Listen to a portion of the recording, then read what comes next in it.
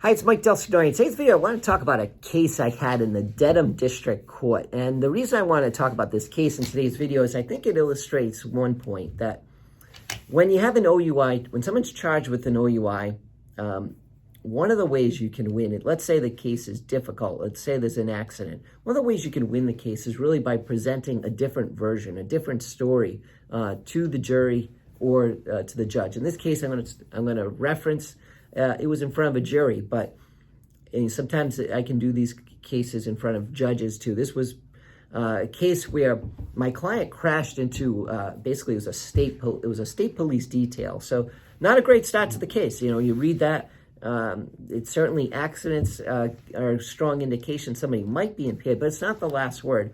The client then did the field sobriety test and did relatively well. So there was an argument that, you know, they wouldn't have been able to stand for 15 seconds on one leg had they been impaired. So they walked out the correct number of steps back, and there were some issues missing heel to toe, but nothing major. So we had something to work with. But, you know, when you have a crash and you do it in front of a jury, you want to present more than just reasonable doubt, more than just, well, maybe they were tired. So the client testified. The client said that, you know, she was coming back from a date, that she was basically distracted for a second on the road, and hadn't been on the road, it was very dark, and crashed. But that she didn't think she was under the influence, had a few drinks, but nothing that would have put her over the limit. So we were able to present her story of what she did for work, where she was coming, how she started her day.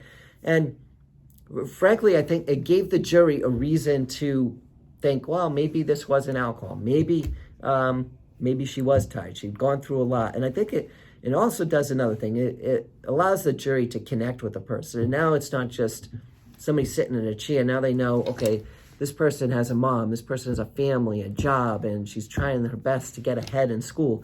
And a lot of what we do as trial lawyers is to bring out the emotion and make the jury feel that, make the jury want to side with our client. You know, this is a type of case where if you presented it a different way to a different jury, maybe the verdict would have been different. But we really showed our client was a great person. And I'd say almost all my clients are great people. And that's really the joy of this job is to present somebody's story in court and to really let the jury can see that, you know, when they initially walk in, they hear a defendant, but then when I'm done with my questioning and presentation during a trial, I want them to see, you know what, we like this person. And back in the jury room, it's going to help how they view the evidence. You know, now if there's nothing to work with, it's probably not going to be enough. But if you have something to work with where, well, the field tests were good, there wasn't slurred speech, it allows them to take that gut emotional belief that we like this person and now argue in the jury room that, well, you know what, you know, maybe that lawyer's right, that if they were under the influence, we would have seen more signs like some slurred speech or she wouldn't have been able to do so well on that one-leg stand test. So when you're thinking about a case, whether to resolve it or take it to trial, one of the things that I like to do is I like to consider, in certainly cases where there's accidents, can my client present their version or can someone else do that? I had a case in Concord District Court where my client's mom testified. So part of our issue was that the client's hearing is bad, that she might not have heard everything the officer said, and it could have impacted her interpretation of a statement that was pretty damaging. The officer is claiming our client said she had 7 or 8 drinks, and our argument was, well, she had a hearing aid and might not have heard word for word what the officer said. So her mom came in and said, yeah, my daughter uses a hearing aid. She has issues hearing and had it all throughout school. So it gave something to suggest that maybe that piece of evidence that was heard in court can't be believed, can't be trusted, and it puts doubt in it. So as defense lawyers, what we want to do is put doubt in the case by giving a plausible alternative version, especially when the case is more difficult. So in some cases, we don't need to present our client or present an alternative version. So if someone's stopped for speeding, they do relatively well in the field test, they're polite and cooperative. In many cases, that in itself, the officer's opinion doesn't provide beyond reasonable doubt, and that we don't need to present an alternative theory. Now, with a jury, my thought is you gotta be very careful with these cases.